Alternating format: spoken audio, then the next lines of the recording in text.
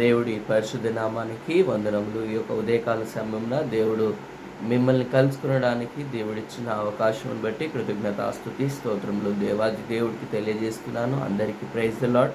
ఈ దినము దేవుడు మనతో మాట్లాడుతూ ఉన్న మాట తిమోతికి రాసిన మొదటి పత్రిక 3వ అధ్యాయము 1వ వచనము. ఎవడైనను అధ్యక్ష పదవిని ఆశించిన ఎడల అట్టివాడు దొడ్డ పనిని అపేక్షించుచున్నాడను మాట నమ్మదగినది. ప్రార్థన చేసుకుందాం. సర్వశక్తిమంతుడైన తండ్రి, సర్వాధికారివైన దేవ, ఈ దినమున అయ్యా తండ్రి మీరు ఇచ్చిన మాటను బట్టి కృతజ్ఞతాస్తుతి స్తోత్రములు చెల్లిస్తున్నాం. నీ యొక్క ప్రేమలో అయ్యా తండ్రి ఏ విధంగా మేము నీ యొక్క పరిచర్యను కొనసాగించాలో ఆ విధంగా మీరే మాట్లాడమని ప్రార్థన చేస్తున్నాం. నీ యొక్క పరిశుద్ధాత్మ శక్తి తలంపుల చేత నింపి దీవించి ముందుకు నడిపించమని యేసు నామమున అడిగి వేడుకుంటున్నాం తండ్రి, ఆమేన్.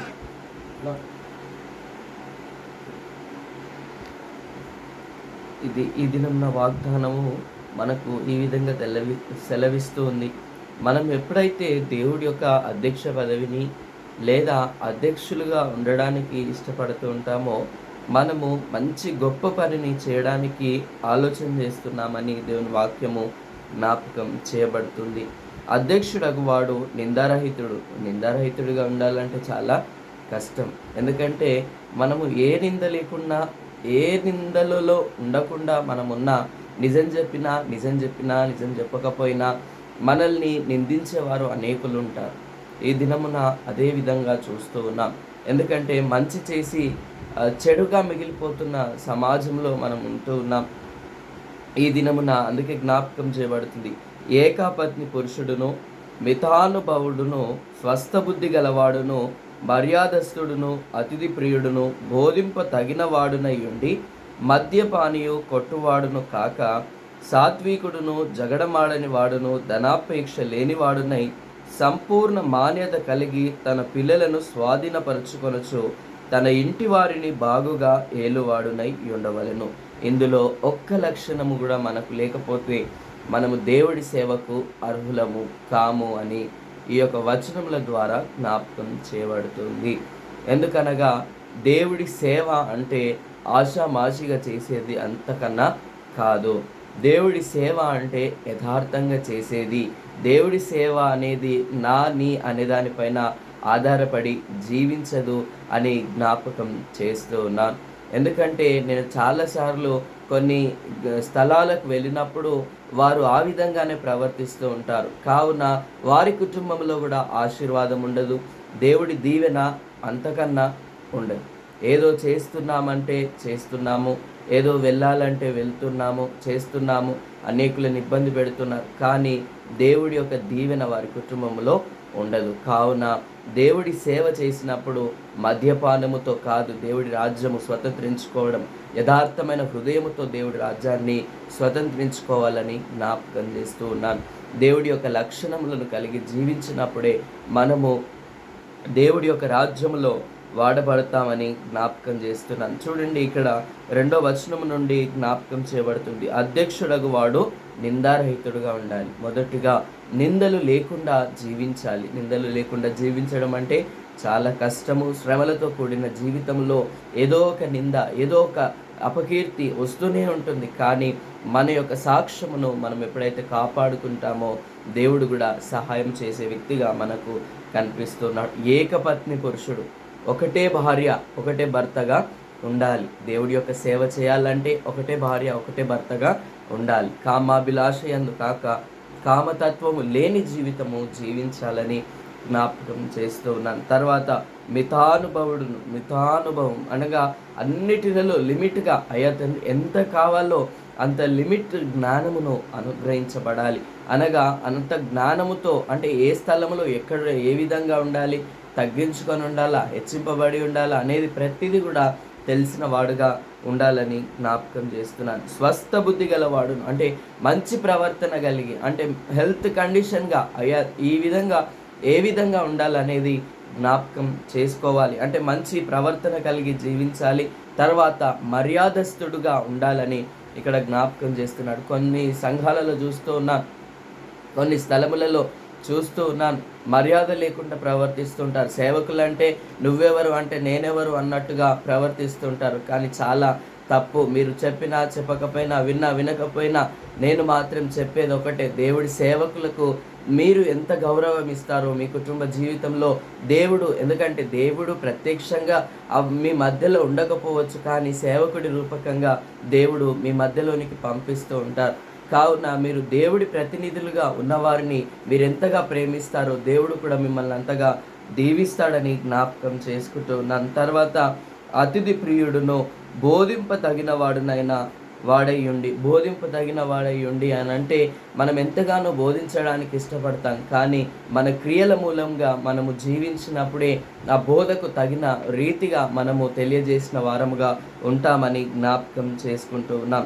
తర్వాత మద్యపానీయు కొట్టువాడును కాక, మద్యపానము తాగేవారు ఉన్నారు, మద్యపానము తాగని వారు ఉన్నారు. వారు దేవుడి చేతిలో నిందరహితులుగా ఉండాలంటే మద్యపానము తాగకుండా ఉండేవారుగా ఉండాలని జ్ఞాపకం చేస్తూ ఉన్నారు. మనము దేవుని వారం, మద్యపానం కూడా దేవుడే ఇచ్చాడు కదండి అని తాగే వారు కూడా ఉన్నారు, కానీ వారి కొరకు కూడా దేవుని వాక్యం జ్ఞాపకం చేయబడుతుంది. మద్యపానీయు కాక దేవుడి యొక్క పదవిని అపేక్షించాలి, లేదా దేవుడి యొక్క స్వాస్థ్యముగా ఎదురు చూడాలని జ్ఞాపకం చేస్తూ ఉన్నాడు. తర్వాత సాత్వికుడును, ఎవరేమన్నా దాన్ని తిరస్కరించకుండా, ఎవరేం చెప్పినా వినకుండా అట్లా ఉండకూడదు. ఏది చెప్పినా విని తన యొక్క పనిని తాను జరిగించుకునేవాడే దేవుడి సేవకుడిగా, దేవుడికి ఇష్టడైన జనాంగముగా ఉంటాడని ఈ వాక్యం ద్వారా జ్ఞాపకం చేయబడుతుంది. తర్వాత జగడము ఆడనివాడు, మనం గట్టిగా అరిసే మట్టుకు మనము గొడవ పడుతున్నామని అనుకునే వాళ్ళు కూడా చాలామంది ఉన్నారు, కానీ ఏ అపాయము రాకుండా ఉండాలంటే ఈ యొక్క ప్రతి విషయంలో దేవుడు మనకు తోడుగా ఉంటాడు. అందుకే జగడమాడని వాడుగా ఉండాలని జ్ఞాపకం చేయబడుతుంది.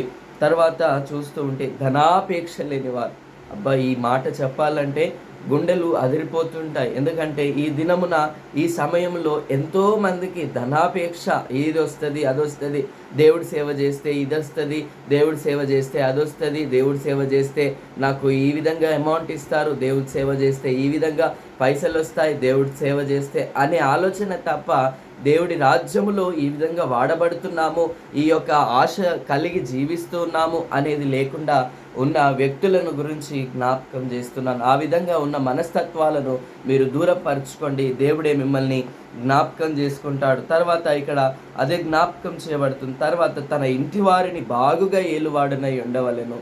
ఇంటి వారిని అందరినీ కొట్టి దేవుడి సన్నిధికి వచ్చి, దేవుడా నేనే నా అంత పరిశుద్ధులు లేరు అని చెప్పుకోవడం కాదు. దేవుడి యందు మనము పరిశుద్ధంగా జీవించినప్పుడు గృహములో దీవించబడతాము, కుటుంబంలో సమాధానం ఉంటుంది, దేవుడే సమాధాన స్థితిని అనుగ్రహిస్తాడని జ్ఞాపకం చేసుకుంటున్నాను. తర్వాత ఎవడైనను తన ఇంటి వారిని ఏలకపోయిన ఎడల అతడు దేవుని సంఘమును ఎలాగో పాలించును. కుటుంబములో అందరిపైన కోపము చూపించి, కోపము చెలాయించి, అందరిని ఇది చేసినట్టుగా దేవుడి సంఘంలో చేస్తే ఆ విధంగా జరగదు సుమా. కావున చాలా జాగ్రత్తగా దేవుడి యొక్క సంఘమును, దేవుడి యొక్క సహవాసమును కాపాడాలంటే దేవుడు ఎంతగానో ప్రేమతో, సహనముతో వెతికి చూసి దేవుడు తెలుసుకున్న దేవుడిగా ఉన్నాడు. కాబట్టి ఈ దినమున మనము కూడా అటువంటి కృపను దేవుడి యొక్క సమాధానము, దేవుడి యొక్క కృప దేవుడు మనకు అనుగ్రహించి బలపరచును గాక.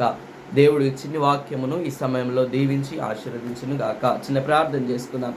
సర్వశక్తిమంతుడమైన తండ్రి, సర్వాధికారిమైన దేవ, నీ యొక్క కృపలో జ్ఞాపకం చేసుకోనండి. అయ్యా తండ్రి, ఏదైనా అయ్యా తండ్రి ఎవరినైనా గాయపరిచి మాట మాట్లాడి ఉంటే దయతో నన్ను క్షమించండి. అయ్యా తండ్రి, లైవ్ చూస్తున్న బిడ్డలను ప్రతి ఒక్కరిని పేరు వరుసన మీరు దీవించండి, ఆశీర్వదించండి.